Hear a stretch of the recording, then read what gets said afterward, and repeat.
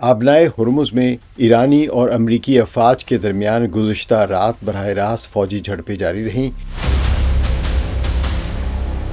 شپ tracking کے اعداد و شمار کے مطابق اس آبی گزرگاہ پر تجارتی ٹریفک عملی طور پر صفر ہو چکی ہے۔ سفارتی محاذ پر 8 مئی کو کوئی فیصلہ کن پیش رفت نہیں ہوئی ہے۔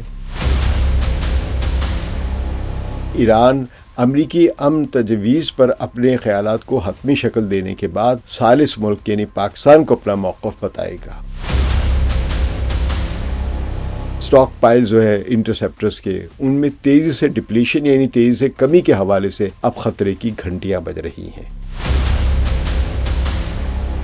ڈونلڈ ٹرمپ ایران کے ساتھ بڑھتے ہوئے بحران میں 3 مشکل راستوں میں سے کسی ایک کا انتخاب کرنے پر مجبور ہوں گے۔ آبنائے ہرمز طویل مدت کے لیے بند رہ سکتی ہے اور کوئی بھی طویل مدتی بندش پوری دنیا کی معیشت کے لیے تباہ کن ثابت ہوگی۔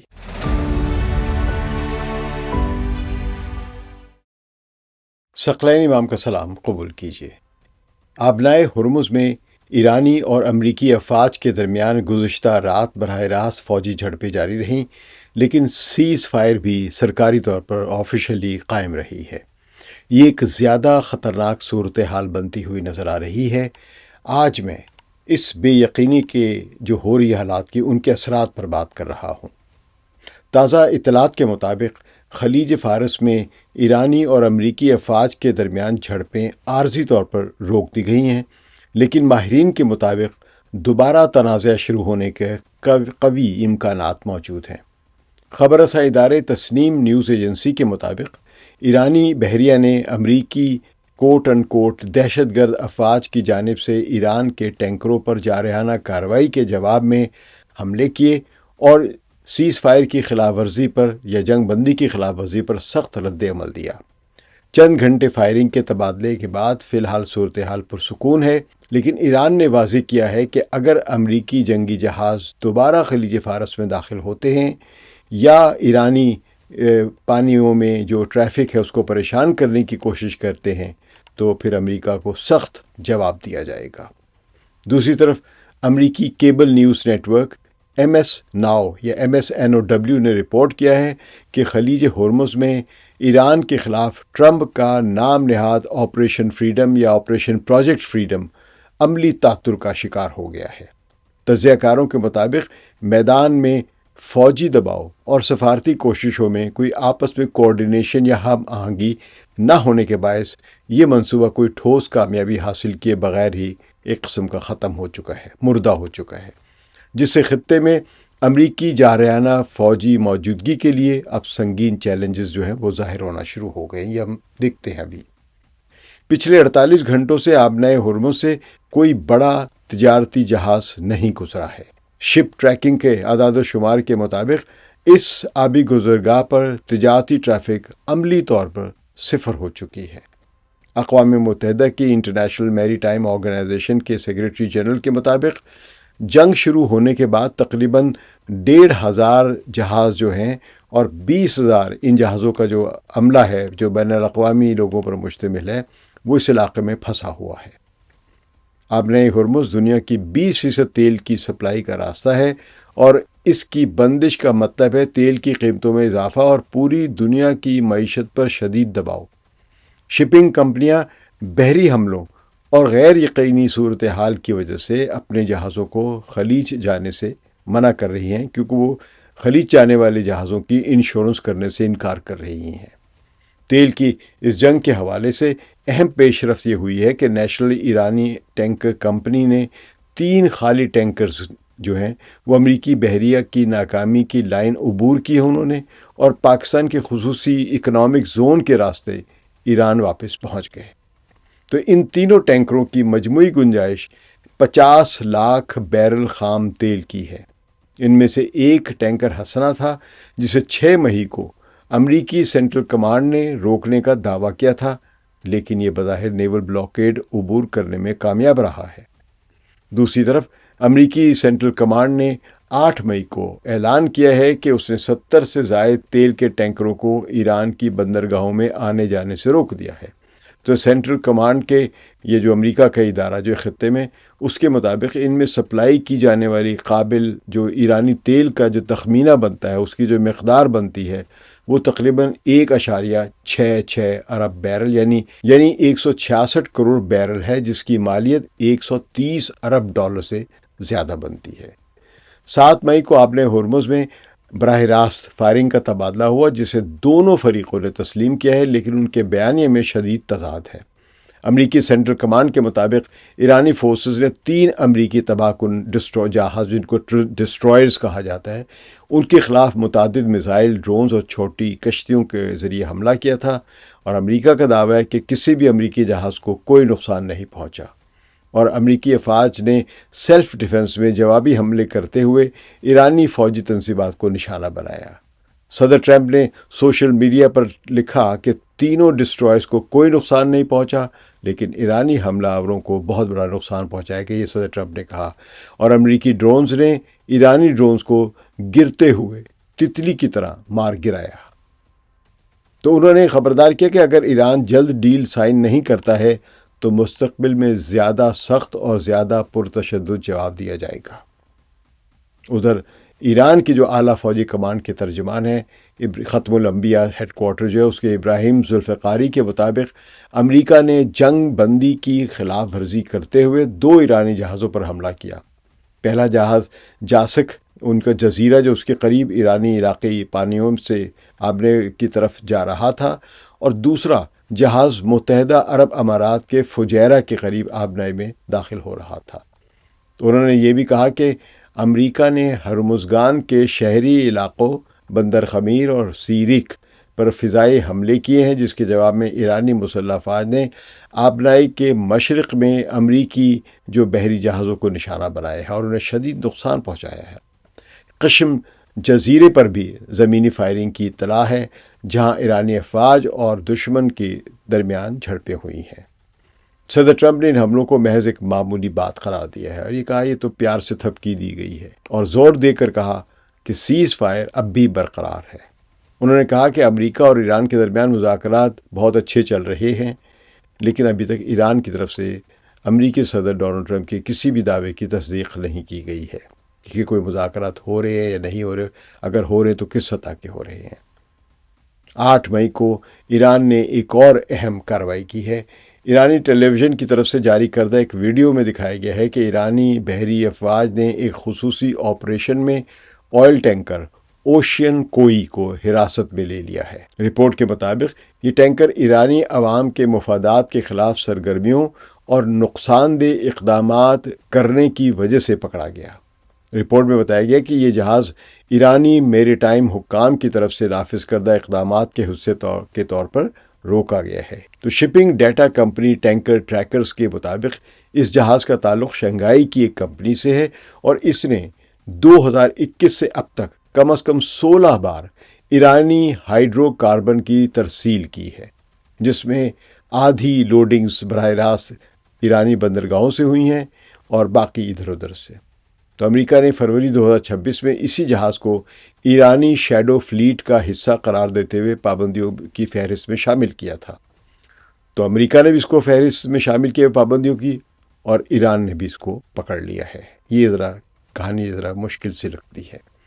میری ٹائم ٹریکنگ کمپنی ونڈ وارڈ AI کے مطابق جہاز کی ایرانی تیل کی تجارت میں طویل تاریخ کو دیکھتے ہوئے اس کا پکڑا جانا جو ہے یہ ایک پرفارمیٹو موو لگتا ہے، یعنی محض ایک ڈرامہ لگتا ہے جو غالباً علاقائی اختیار کا مظاہرہ کرنے یا کسی گہری مصلحت کو چھپانے کے لیے کیا گیا ہے۔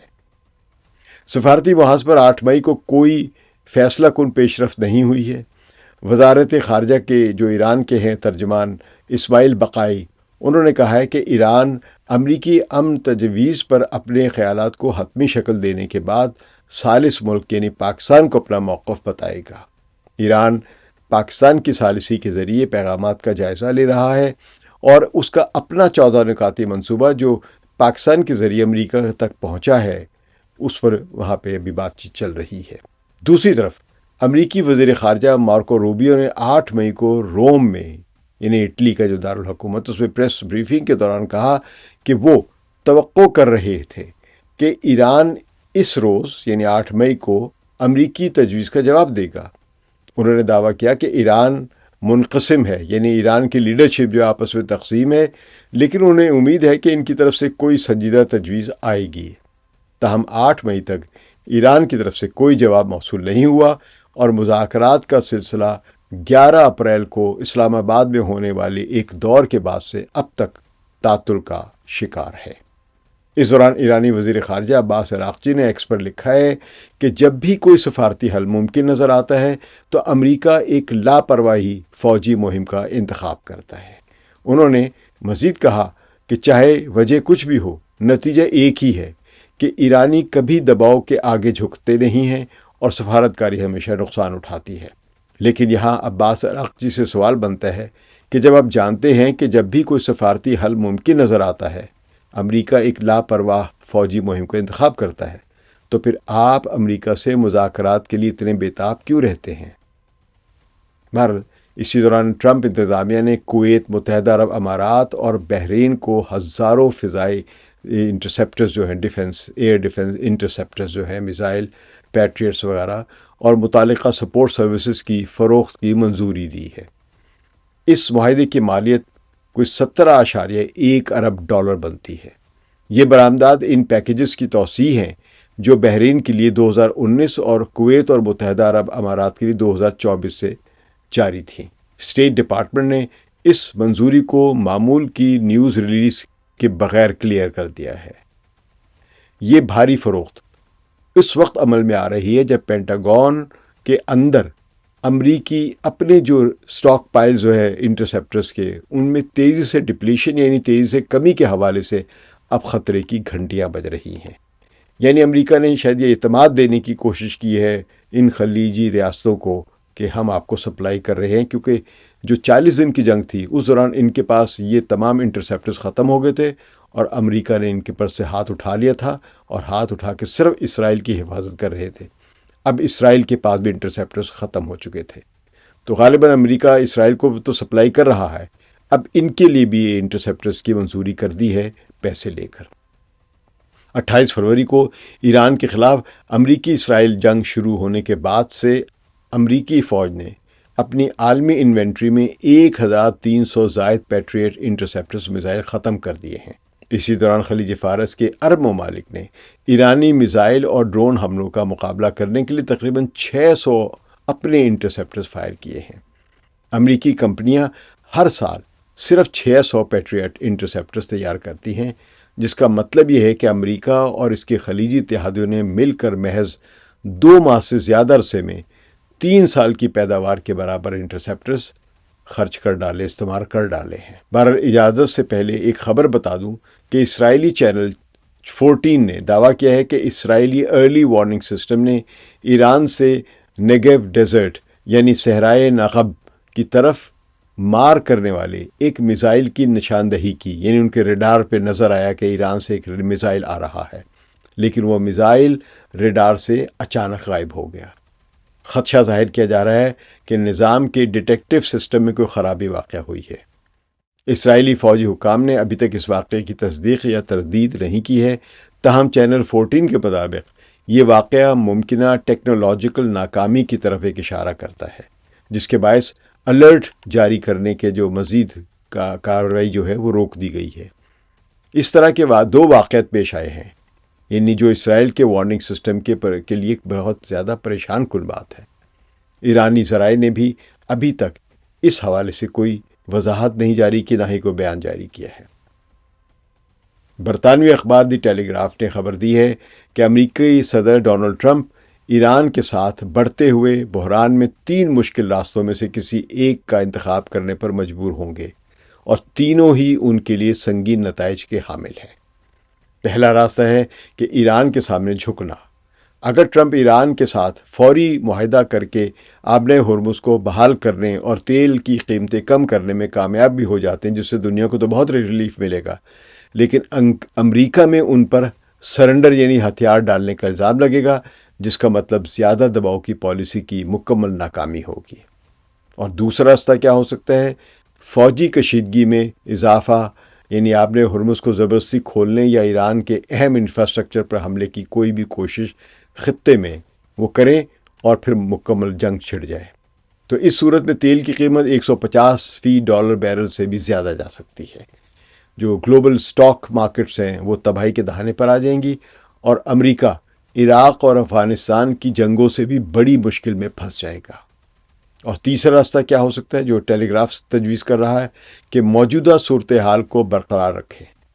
اگر وہ کچھ نہیں کرتے ہیں اور انتظار کرتے ہیں تو توانائی کی بلند قیمتیں اور اس کے نتیجے میں مہنگائی، یعنی امریکہ میں پیٹرول جو $6 فی گیلن تک پہنچ گیا ہوا ہے اور بعضوں پہ $9 بھی بک رہا ہے، تو عالمی معیشت کو کساد بازاری میں دھکیل دے گی سارے حالات۔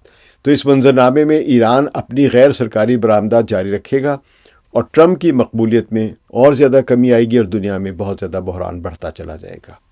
بہرحال میری ناقص رائے میں امریکہ اس پوری خطرناک صورتحال کو ایک نیا معمول یعنی نیو نارم بنانے کی کوشش کر رہا ہے۔ ایک طرف سرکاری طور پر جنگ بندی یا سیز فائر ہے اور دونوں فریق مذاکرات کی میز پر بیٹھے ہیں، انتظار کر رہے ہیں کہ کب کس کی طرف سے کون تجویز لے کر آئے گا، لیکن دوسری طرف چھوٹی چھوٹی جھڑپیں اور فائرنگ کا تبادلہ جاری رہے۔ امریکہ یہ پیغام دینا چاہتا ہے کہ جنگ بندی کے باوجود اسے اپنی فوجی کارروائیاں جاری رکھنے کا حق حاصل ہے، جس طرح اسرائیل ہر جنگ بندی یا سیز فائر کے باوجود فلسطینیوں اور لبنانیوں پر بمباری کرتا رہتا ہے۔ یہ بہت خطرناک صورتحال ہے اور ایران اسے کبھی قبول نہیں کرے گا، کیونکہ اس طرح کے واقعات بڑھتے بڑھتے کب پوری جنگ کی شکل اختیار کر لیتے ہیں پتہ نہیں چلے گا۔ اس کا سب سے بڑا خطرہ یہ ہے کہ آبِ ہرمز طویل مدت کے لیے بند رہ سکتی ہے اور کوئی بھی طویل مدتی بندش پوری دنیا کی معیشت کے لیے تباہ کن ثابت ہوگی۔ مجموعی طور پر 8 مئی کوئی فیصلہ کن پیش رفت سامنے نہیں لایا ہے۔ آبِ ہرمز بند ہے، ایرانی ٹینکر امریکی بلاکیڈ عبور کرنے میں کامیاب رہا ہے اور سفارتی سطح پر سب کی آنکھیں ایران کے جواب کی طرف لگی ہوئی ہیں۔ شکریہ۔ مزید معلومات کے ساتھ اگلے ویلاگ میں پھر حاضر ہوں گا، تب تک کے لیے اجازت دیجیے۔ خدا حافظ۔